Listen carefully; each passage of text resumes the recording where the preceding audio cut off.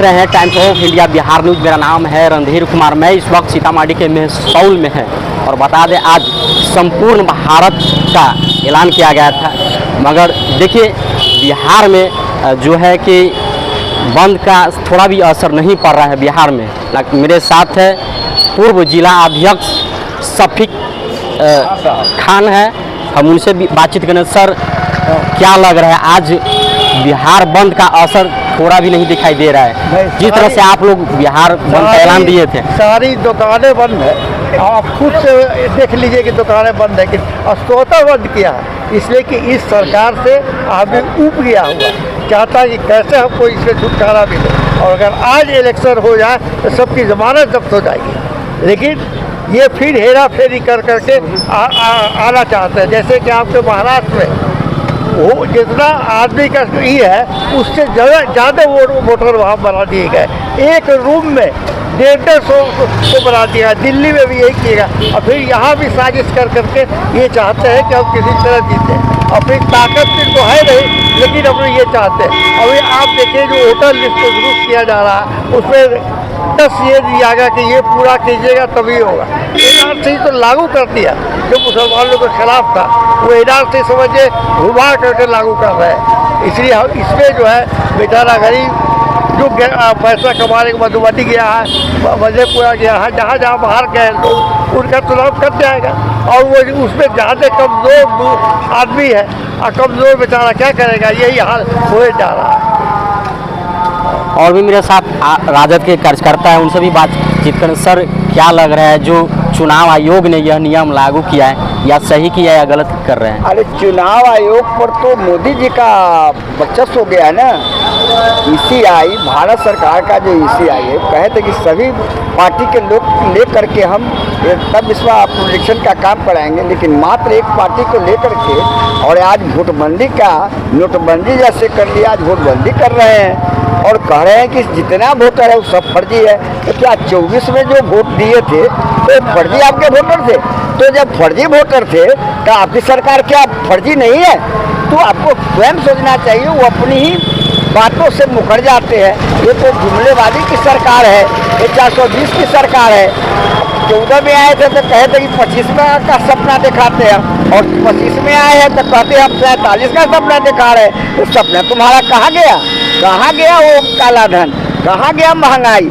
कहाँ गया बेरोजगारी? कहाँ गया पलायन नीति? यह तो सब अब ये समझ चुके हैं कि हमारी विदाई लगभग तय है, और तेजस्वी की सरकार बनने वाली है। भारी बहुमत से यहाँ आरजेडी की सरकार बनेगी और नए मुख्यमंत्री इस राज्य को चलाएंगे। और जो ये बंदी आप देख रहे हैं, हम लोग बंदी कराने नहीं आए, स्वतः बंद है। अभी कुछ जो गाड़ियाँ देख रहे हैं वो हम लोग के रहमो करम पर, चूँकि बहुत ऐसे इमरजेंसी वाला लोग हैं, जैसे एम्बुलेंस है, दवा दुकानदारें हैं, उन लोगों को छोड़ दिया गया है। यह स्वतः बंद है। और वो लोग कहते हैं कि बंद फ्लॉप कर गया। अरे वो क्या कहते हैं, उनका ना चश्मा का पावड़े बदल गया है। अब कहते हैं कि यहाँ पर मर्डर हो गया पटना में, तो नीरज सिंह जो है उनके प्रवक्ता, वो बोलते हैं कि आरजेडी में 162 सिपाही को रखा गया है। अरे 162 से तुम्हारा देश चल रहा है, तुम्हारा राज चल रहा है, इसीलिए दिन में हत्यारा घूम रहा है तुम्हारा क्या?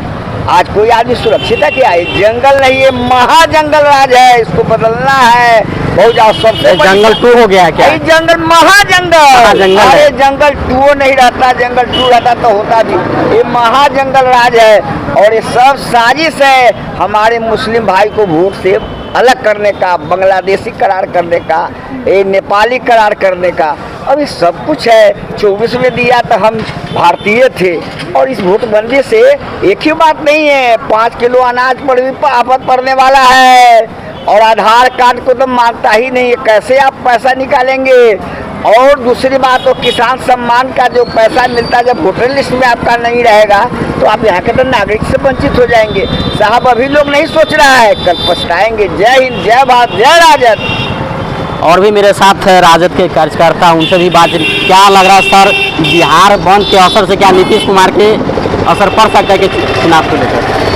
नीतीश कुमार के नींद समाप्त हो गया है, उनको तो नींद हराम हो गया है, बेचैनी धर लिया है। वो नीतीश कुमार के नहीं, नरेंद्र मोदी को भी बेचैनी धर लिया है। बिहार की अब धरती है। ये बिहार की धरती जो है देश का एक दिशा तय करती है, और जिस आधार को नरेंद्र मोदी ने मान्यता दिया, उस आधार के आधार पर जो है जाति बनता है, उसी आधार के आधार पर आपका आवासीय बनता है, उस आधार के आधार पर आपका बैंक में खाता खुलता है, और वोटर लिस्ट में उस दस्तावेज को अमान्य कर दिया है।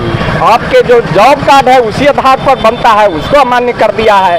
आपके साथ जो है वोटर आई कार्ड है उसको अमान्य कर दिया है। तो इस तरह से जो दस्तावेज सामान्य रूप से आम जनता के पास है उसको अमान्य कर दिया।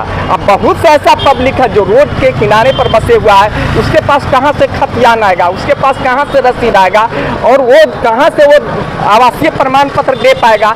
तो उसकी तो ऐसे ही मतदाता सूची से नाम छट जाएगा, और मतदाता सूची से नामें छटने तक बात नहीं है। कल होकर जब मतदाता सूची से उनका नाम छटेगा, वोट का अधिकार खत्म होगा, कल के दिन में राशन, पेंशन, ये सारे चीज़ की सुविधाएं समाप्त कर दी जाएगी। तो स्पष्ट है कि जन विरोधी सरकार है, आम जन जितना है सब इस सरकार से त्रस्त है, और सारे लोग रोड पर है। हम लोग तो धन्यवाद और बधाई देने आए हैं लोगों को कि जिन्होंने हमसे पहले ही दुकान बंद कर करके और सरकार की विदाई करने के लिए तैयार है। देख रहे हैं मेरे साथ राजद के कार्यकर्ता थे, लगातार ये लोग सुबह से ही बंद का असर दिखा रहे हैं।